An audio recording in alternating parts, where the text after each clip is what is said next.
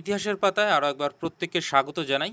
আমরা টিআরই টুর previous year question নিয়ে আলোচনা করছিলাম। ইতিপূর্বে কয়েকটা ক্লাস নেওয়া হয়েছে, সেগুলো চাইলে তোমরা দেখতে পারো এবং সে আমাদের যে গ্রুপ রয়েছে সেখানে কিন্তু আপডেটের জন্য যুক্ত হতে পারো। আমি লিঙ্কটা নিচে দিয়ে দিচ্ছি। এইবার আমি ক্লাস নেওয়ার সময় বলেছিলাম যে কিছু ডিফিকাল্ট কোশ্চেন নিয়ে আলোচনা করব, যেটা কিন্তু অত্যন্ত জরুরি, কারণ যেগুলো সহজ কোশ্চেন প্রত্যেকেই পারবে, কিন্তু পার্থক্যটা করবে হচ্ছে এই যে কনসেপচুয়াল যেগুলো কোশ্চেন সেগুলো। কারণ সিলেবাস বোঝানোর সময় আমি কিন্তু বলেছিলাম, সেখানে স্পষ্টভাবে লেখা আছে যে কোশ্চেনের লেভেলটা কিন্তু মাস্টার ডিগ্রি লেভেলের থাকবে। তো মাস্টার ডিগ্রি লেভেলের থাকলে প্রত্যেকটা কোশ্চেন কিন্তু মাস্টার ডিগ্রি লেভেলের থাকবে না। যদি ৮০টার মধ্যে ১০-১৫টা কোশ্চেনও বা ২০টা কোশ্চেনও যে একটু ডিফিকাল্ট লেভেলের এবং আন্ডারস্ট্যান্ডিং লেভেলের থাকে, সেটাই কিন্তু নির্ধারণ করবে তুমি চাকরি পাবে কি পাবে না। তো এই কোশ্চেনগুলো কিন্তু খুব কেয়ারফুলি হ্যান্ডেল করা উচিত এবং এই ধরনের কোশ্চেনগুলো কিন্তু তোমাকে অ্যাটেন্ড করতেই হবে। এইবার এইখানে তুমি যতটা স্কোর গেইন করতে পারবে, তুমি কাট আপের তত বেশি ওপরে থাকবে। সেরকম একটা কোশ্চেন নিয়ে আলোচনা করি। ৮০ নম্বর কোশ্চেনটা দেখো, what is the limitation of inscriptional evidence? অর্থাৎ ইনস্ক্রিপশনাল এভিডেন্সের মানে সীমাবদ্ধতা কোথায়? এইবার অপশন এ দেখো, letters are very faint so difficult to read. অর্থাৎ যে অক্ষরগুলো রয়েছে সেগুলো খুব আবছা, যেগুলো পড়তে আমাদের অসুবিধা হয়। দ্বিতীয় হচ্ছে, they do not discuss everything that we may consider significant. তারা মানে সবসময় যে খুব গুরুত্বপূর্ণ বিষয় নিয়ে আলোচনা করেছে, যেগুলো আমরা মানে কনসিডার করতে পারি অ্যাজ এ মানে ইম্পর্টেন্ট সোর্স হিসাবে, সেই কথা বলছে। সি নাম্বার বলছে, at times they are difficult to decipher. অর্থাৎ কোনো কোনো সময় এইগুলো মানে ডিসাইফার বলতে মানে পাঠোদ্ধার করতে অসুবিধা হয়। ডি নাম্বার হচ্ছে more than one of the above, আর ই নাম্বার হচ্ছে নান অফ দ্য অ্যাবভ। এইবার তোমাদের মনে হয় কি এখানে অ্যান্সার কি হওয়া উচিত? ভিডিওটা পজ করো, নিচে কোনটা অ্যান্সার হবে সেটা লেখো, দেখো তোমারটা ঠিক হচ্ছে কি হচ্ছে না। প্রথম কথা, তাহলে আমাদের ইনস্ক্রিপশনাল এভিডেন্সের যে লিমিটেশন সেটা জানতে হবে।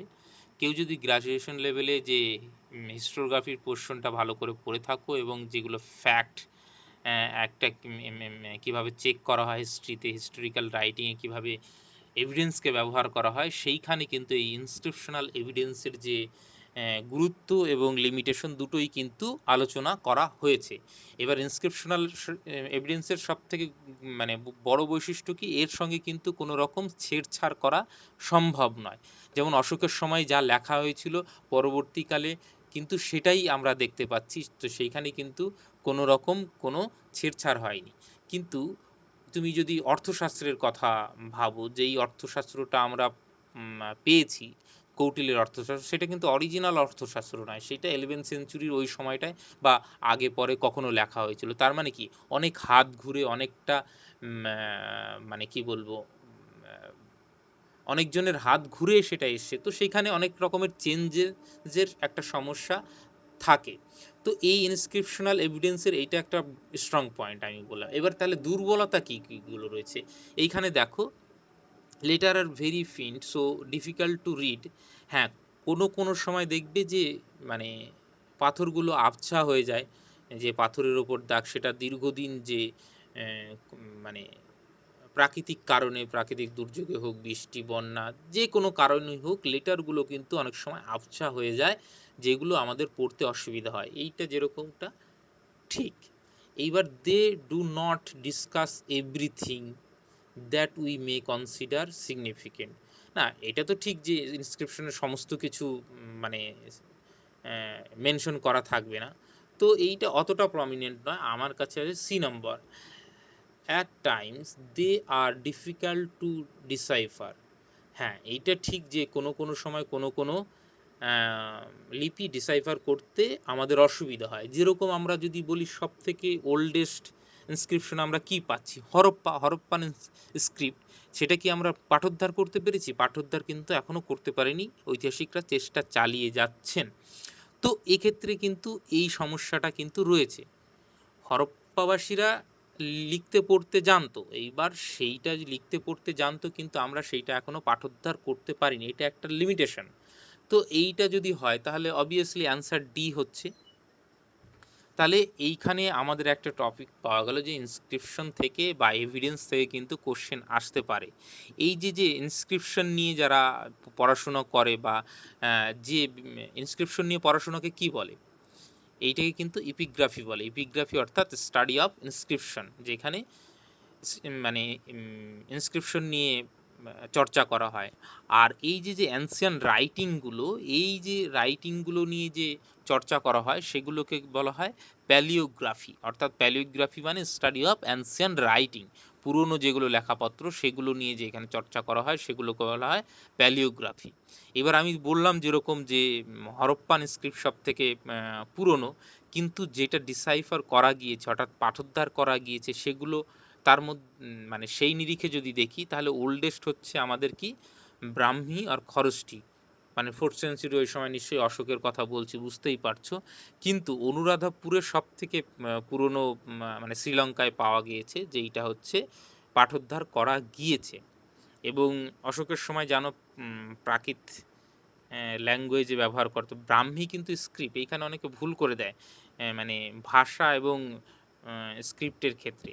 দেখো মানে স্ক্রিপ্ট মানে হচ্ছে যেইটার দ্বারা আমরা লিখি, যে অ আ ক খ, এটা আমাদের স্ক্রিপ্ট, আর ভাষাটা হচ্ছে বাংলা ভাষা আমাদের। তো এইটা একটু দেখো, অনেক স্ক্রিপ্ট কিন্তু অনেক ধরনের হয়। লোগোগ্রাফিক স্ক্রিপ্ট হয় যেটা হচ্ছে মানে সিম্বলিক। তো সিলেবিক স্ক্রিপ্ট হয়, অ্যালফাবেটিক স্ক্রিপ্ট হয় আমরা যেটা এখন ব্যবহার করি। তো এই ভাগগুলো একটু তোমরা যদি দেখে নাও তাহলে এখান থেকে যদি কখনো কোশ্চেন আসে তাহলে কিন্তু তোমরা সহজেই অ্যান্সারটা দিতে পারবে। তাহলে ইনস্ক্রিপশনটা একটু বা এভিডেন্স সম্পর্কে একটু কিন্তু স্বল্প বিস্তর মানে জানার প্রয়োজন রয়েছে। আশা করি বুঝতে পারলে যে ইনস্ক্রিপশন থেকে আমি যেই যে তথ্যগুলো দিলাম সেগুলো নেক্সট সময় কখনো আসতেই পারে যে স্টাডি অফ ইনস্ক্রিপশনকে কি বলে, বা যেখানে অ্যানসিয়েন্ট রাইটিং নিয়ে চর্চা করা হয় সেগুলোকে কি বলে। অথবা বলতেই পারে যে সব থেকে, আচ্ছা আরেকটা তথ্য দিয়ে রাখি যে এই যে লিপি, লিপি নিয়ে আমরা কথা বলছি, এই লিপি ওয়ার্ডটা সব থেকে প্রথম মেনশন কোথায় করা হয় বা কোথায় পাই আমরা সব থেকে প্রথম মেনশন লিপি ওয়ার্ডটা? এইটা কিন্তু তোমরা জানো যে পাণিনির যে অষ্টাধ্যায়ী গ্রামার সেইখানে কিন্তু লিপি ওয়ার্ডটা আমরা প্রথম পাচ্ছি।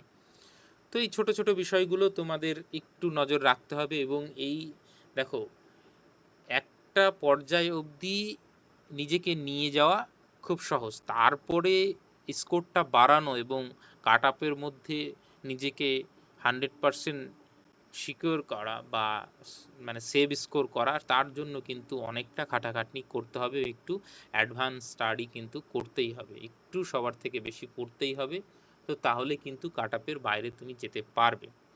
তো বুঝতেই পারলে যে এইটা একটা টপিক বলে দিলাম যেটা নিয়ে তোমরা একটু চর্চা করতে পারো, নেক্সট টাইম আসতেই পারে। তো আপাতত সকলকে অসংখ্য ধন্যবাদ। তোমরা যদি আমাদের সঙ্গে যুক্ত হতে চাও ফার্দার কোনো আপডেটের জন্য, তা আমি লিঙ্ক দিয়ে দিচ্ছি, সেখানে গিয়ে আপডেট নিতে পারো। সকলকে অসংখ্য ধন্যবাদ।